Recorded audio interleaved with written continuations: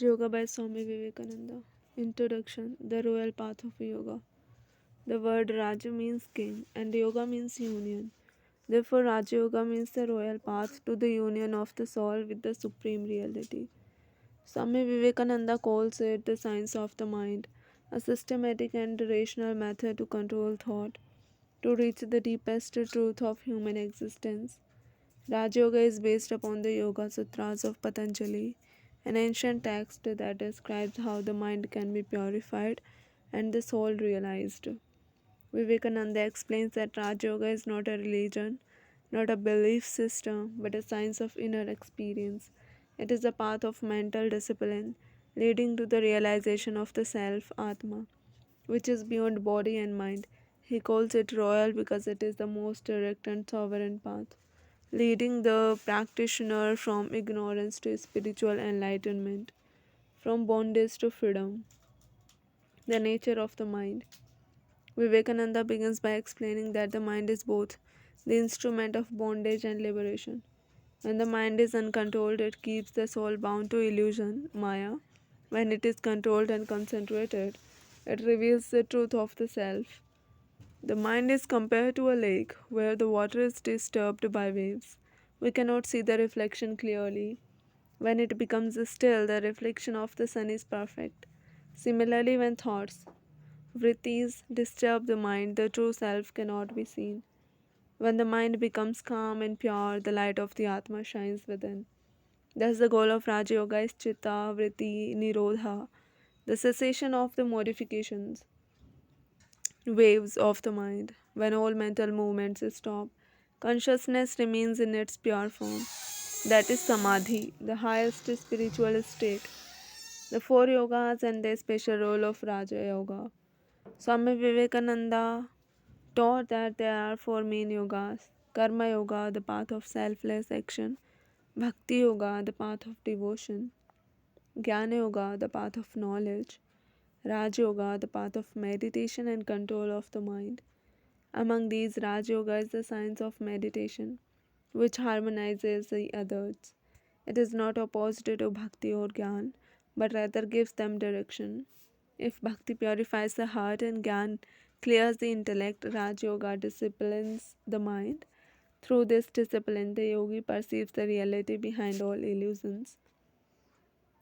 The foundation faith in one's own soul. Vivekananda says that the first requirement for Raj Yoga is faith in oneself. Not blind faith, but a deep conviction that the infinite is within.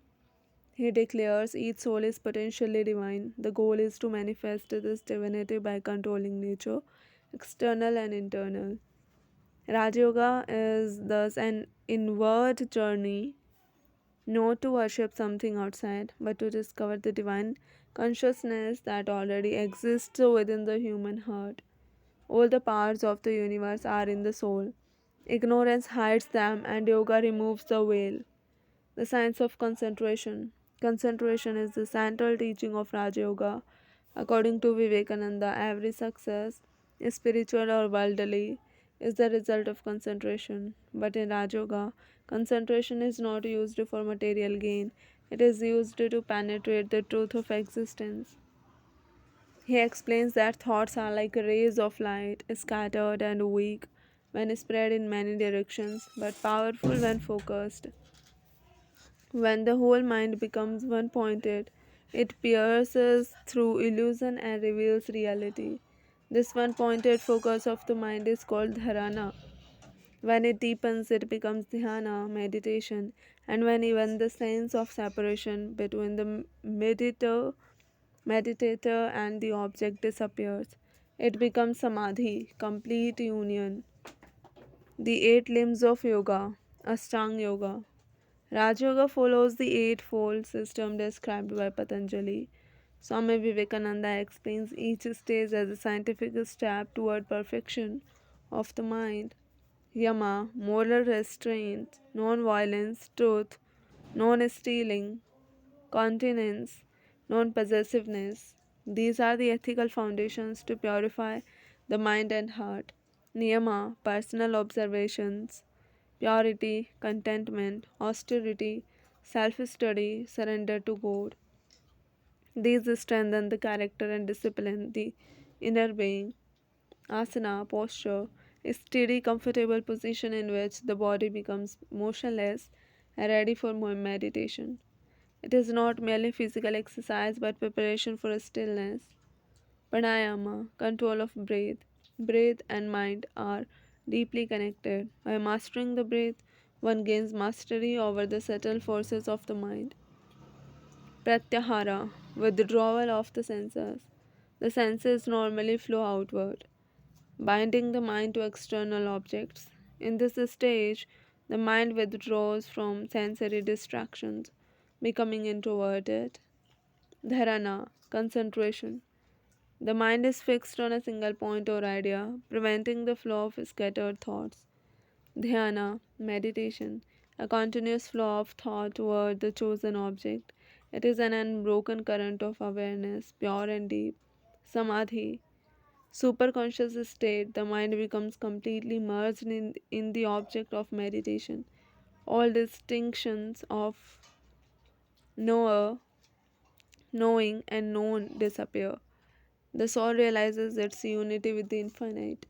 Vivekananda calls this a culmination of human evolution, the soul realizing its own divinity through stillness and illumination. The nature of the soul and God. In Raja Yoga, the soul Atma is pure, perfect, and ever free. Bondage is only apparent, caused by ignorance and identification with body and mind. When ignorance ends, the soul realizes its eternal freedom.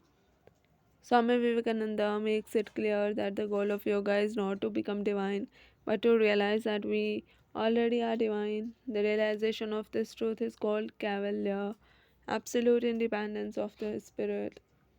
He also distinguishes between God, Ishvara, and the individual soul.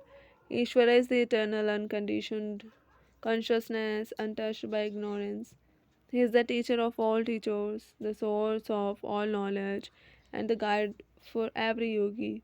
Meditation on Ishvara through the sacred syllable Om is a powerful means to purify and steady the mind. On Om represents the totality of existence, past, present, and future, gross, subtle, and causal, body, mind, and spirit. The obstacles and powers. Vivekananda describes various obstacles, vighanas, that arise in the path of Raj Yoga: laziness, doubt, restlessness, disease, sensuality, pride, attachment to psychic powers. He warns that psychic powers, siddhis, may appear as byproducts of concentration, such as clairvoyance, healing, or mind reading, but they are distractions. The true yogi ignores them because his goal is not power but freedom. He says, he who seeks power misses the infinite, he who seeks the infinite gains all powers. Thus, the yogi must keep the intellect clear, the will strong, and the heart pure, proceeding steadily toward realization. The state of samadhi, the climax of Raja Yoga is samadhi, the superconscious experience where the distinction between subject and object vanishes. Vivekananda describes two kinds: Samprajnata Samadhi, where consciousness remains aware of the object of meditation, though purified and luminous. Asamprajnata Samadhi, where all mental modifications cease entirely and only pure consciousness remains. In Asam Prajnata Samadhi, the yogi transcends the limits of thought, sense, and individuality. There is no duality, no time, no space, only existence, absolute, knowledge, absolute, bliss, absolute. The realization is liberation, moksha. The soul, having realized its true nature, never returns to ignorance again. The vision of freedom. Swami Vivekananda concludes that the realization of the self is the highest goal of life. Raj Yoga gives a direct means to that realization through mental control and concentration. He says that this path is universal, open to people of every religion, race, or nation, because it is based on direct experience, no dogma.